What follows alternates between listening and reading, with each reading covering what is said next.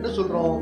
நாங்க இமாம் Abu Hanifa சொன்னதையும் பார்ப்போம், இமாம் ஷாஃபிஈ சொன்னதையும் பார்ப்போம், அஹ்மது சொன்னதையும் பார்ப்போம், மாலிக் சொன்னதையும் பார்ப்போம். யாருடைய கூற்றுக்கு ஹதீஸ் வலுவாக ஆதாரமாக இருக்கிறதோ அந்த கூற்று நாங்க ஏற்றுக்கோம். அவ்வளவுதான். எங்களுக்கு எந்த இமாமோடையும் பகைமை கிடையாது. அவங்களுக்காக நம்ம துஆ செய்யணும்.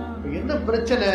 நீங்கள் அந்த இமாம்கள் இறந்து பல நூறு ஆண்டுகளுக்கு பிறகு மார்க்கத்தை சரியாக படிக்காமல், புரியாமல், உணராமல் வழிகேட்டிலே இருந்து இந்த மார்க்கத்திற்குள் பிதாத்துகளை, அனாச்சாரங்களை, சடங்குகளை, சம்பிரதாயங்களை உருவாக்கியவர்களை எல்லாம் அந்த இமாம்களுடைய வழித்தோன்றல்களாக அடையாளம் காண்பித்து அவர்கள் உருவாக்கிய சடங்குகள், சம்பிரதாயங்களை எல்லாம், அந்த ஷிர்கான மூட பழக்க வழக்கங்களை எல்லாம் ஏற்றுக்கொள்ளுங்கள் என்று சொன்னால் அதை நாம் நிராகரிப்போம், அதை நாம் ஏற்றுக்கொள்ள மாட்டோம். அதற்கும் மார்க்கத்திற்கும் எந்த சம்பந்தமும் இல்லை என்று சொல்லுவோம்.